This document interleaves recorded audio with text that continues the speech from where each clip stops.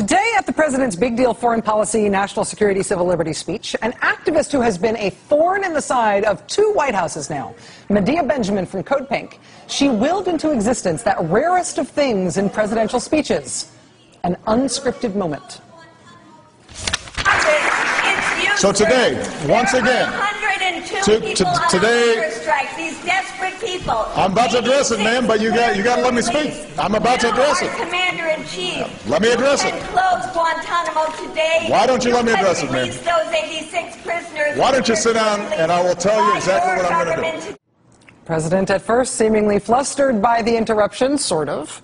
But then nobody quite knew how it was going to end because the heckling did not stop. She stopped for a second, but then she interrupted the president again and again and again, and eventually he just let her speak. How about Abdul Rahman al-Awlaki, 16-year-old When we went, is that the way we treat a 16-year-old he went Why on was he to, killed? Can you we tell went us on, why Abdul Rahman al-Awlaki was killed?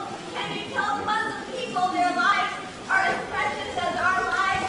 Can you take the drones out of the hands of the CIA? Can you stop the signature strikes that are killing people on the basis of suspicious activities? We're Will addressing you this. apologize to the thousands of Muslims that you have killed? Will you compensate the innocent family victims? That will make us safer here at home. I love my country. I love the rule of law. The drones are making us less safe, and keeping people in indefinite detention in Guantanamo is making us less safe. Abide by the rule of law. You're a constitutional lawyer.